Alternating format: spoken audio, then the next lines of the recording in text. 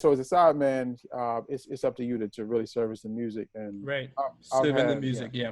yeah, serving the music. And one thing that I've learned about being a sideman is that if you're not playing your own music with people that you hired, with people that you have in mind playing your own tunes, if you're not doing that, you're working.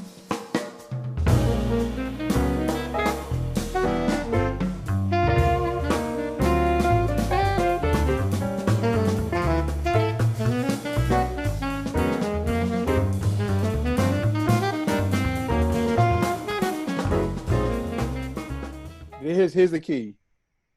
Know who you want to play with. Yeah. Learn their music. Yeah. Get in touch with them through their website or their manager. Send them a recording of you playing their music. That is the ultimate resume, or that's the ultimate job interview application, period. Yeah. Boom, you're going to get the call. If you're playing somebody's music and you send it to their manager, you send it to them, you're going to get the call for the gig. I truly believe that. Wow, that's some good advice. Now you mentioned the hyper connectivity that we have with the internet and social media, and how people could anybody really could see your work, and you taking pride in that, and make sure that you're representing yourself well in everything that you do. How does that play now into being a sideman? You know, just I guess the idea of visibility. Do you think that plays a part now, or is it sort of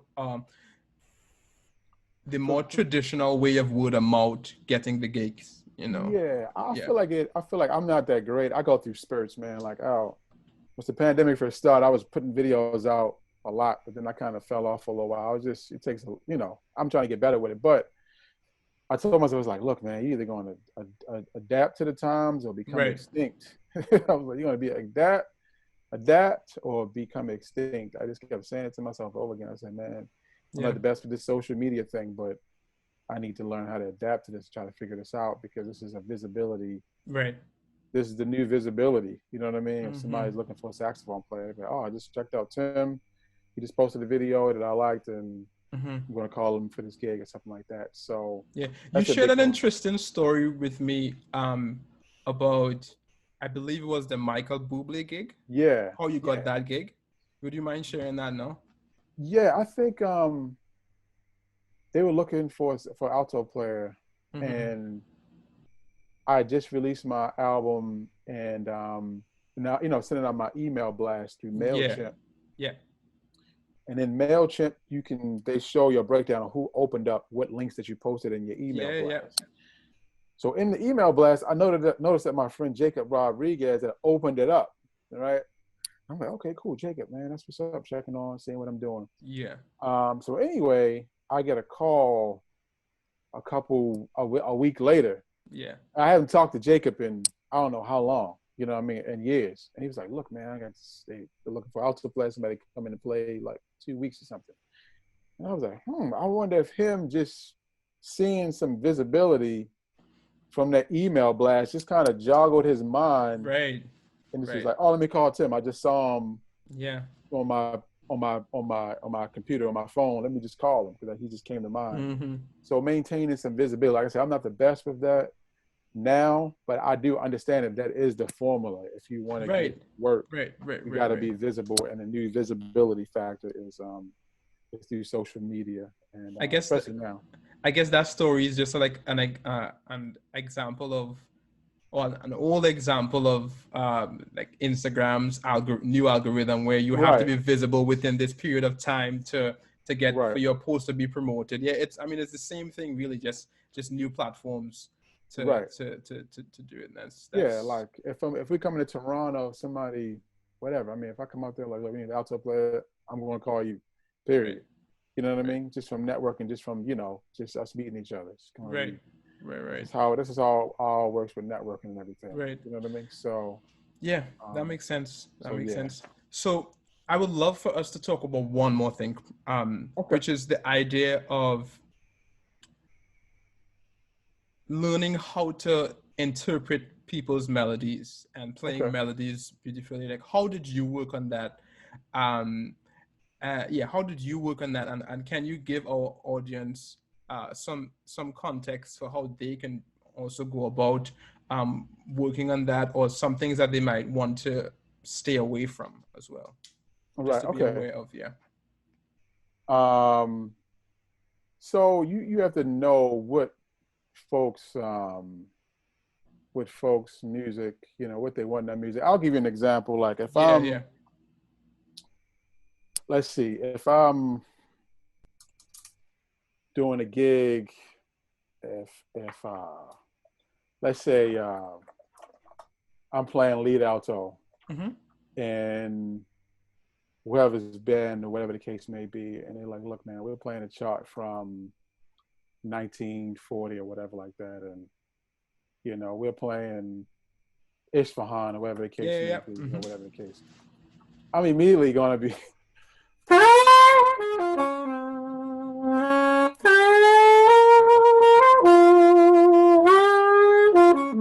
I'm immediately going to go into my Johnny Hodges. Yep. But if I'm on a gig with Ed Reed, and he's like, okay, let's play Isfahan. All right.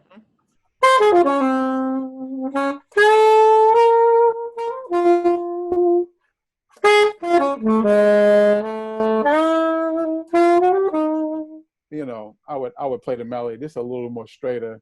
Yeah. Just in that context, you know what I mean? He said, all right, man, here you go. Time to do a gig with whoever, Herbie, man. We're gonna play Eye of the Hurricane.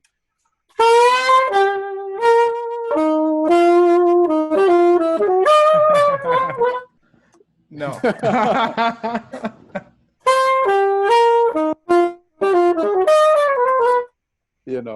Just different things, just the different things like that. You know what I mean? Just understanding the different stylistic changes. Who are you playing for? You know what I mean?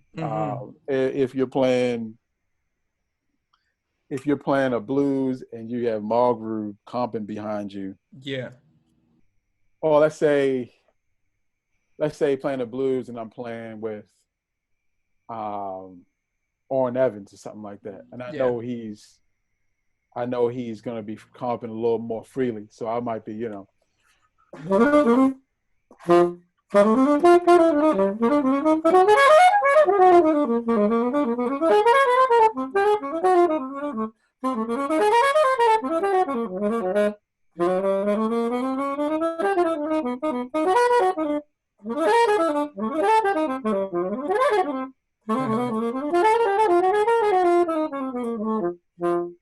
So yes, if I was playing a gig with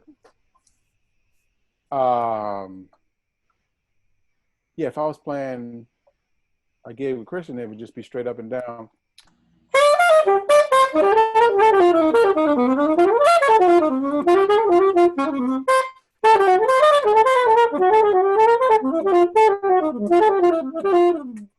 Something like that. Just straight. Are you referring to the swing feel? Yeah, the swing feel, just like the harmonic feel. I don't know if you can hear the difference, but I would be okay. I hear what you're saying. I would be more adapt to just like the kind of playing straight down the pike and taking some risks here and there, but it would be straight down. It would be straight down the middle for the most part. You know what I mean? Gotcha. As opposed to playing with somebody maybe like Orrin or something like that, or whatever the case may be, it will be a little more open or something like that, whatever the case may be. You know what I mean? So just knowing, what the situation is based on who you're playing with is super duper. So the idea of interpreting melodies and playing melodies well is it begins with the interpretation from a stylistic point of view and the different inflections that you can or use and what's appropriate for the music, but it also extends to the sort of melodic approach you take when improvising as well. Yeah, so for instance, like this week, I mentioned before that I'm playing with Cyrus Chestnut, doing these virtual gigs at the Keystone Corner, and he has all these blueses, and he's like, "Yeah, man, this blues, once you get it, put that thing on it," because he has one this blues called Indigo Blue, and the melody goes like. mm, mm, mm. Right, that's the melody. Yeah. He was like, no, man. He's like, you got to put that, that you got to put that thing on it, that soul thing on it. Put some, Yeah. as soon as you just start doing like this and bouncing up and down, and just so you got, put something on it. I'm like, okay, now I know what he wants. He just wants Yeah. to.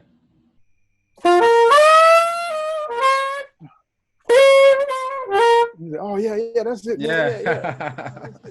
That's it. Yeah. Put that thing on it. So I'm thinking about like Stanley Turrentine. You know what I mean? I'm thinking about Stanley Turrentine. I'm like thinking about like soul tenor cats like that. So I'm like, okay, now I know what he wants. He wants his melodies to be drenching with the blues. He don't want no straightness going on. He wanted to be blues drenched. You know what I mean? Yeah. So a great band leaders, they'll let you know what they want. You know what I mean? And if they don't, then they're gonna mention it to you one time. And if they have to keep mentioning it to you, man, 9 times in they probably won't call you again. Right. Man, that's so good. I feel like if there's so much in there that I could take away from it, the professional saxophone player, the aspiring professional saxophone player, could take away a lot from that. And I want to bring up that term again, like sidemanology, just kind of understanding what it takes to be a great sideman. It's really been a pleasure just hearing a little bit about your journey and your professional and creative journey as well. I want to wrap up this conversation by playing a rapid question game. It's called 3, 2, 1. So can you share about 3 albums that have been influential for you, 2 musicians or saxophone players that have been influential for you, and then leave us with 1 piece of advice? So let's start with the 3 albums. 3 albums. Let's see. Coltrane's Blue Train. Okay. I had to say that. Me and my brothers, we just listened to that. Just on repeat. Love Supreme. And I gotta say Charlie Parker with strings. Wow, that's a good one. Those are 3. Yeah. And you said 3 saxophone players? 2 saxophone players. 2 saxophone players. Yeah.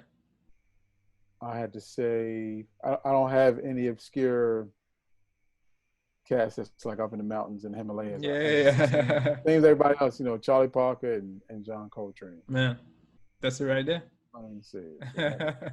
And at all. 1 piece of advice. Maybe that you got or that you want to share from your experiences. I would say this is something that I've been hearing. I hear a lot. They take care of the music, and the music will take care of you. You take care of the music, and you practice, and you share it. Everything is going to come to you. I know it sounds crazy, but you take care of the music, it's going to take care of you. That's for sure.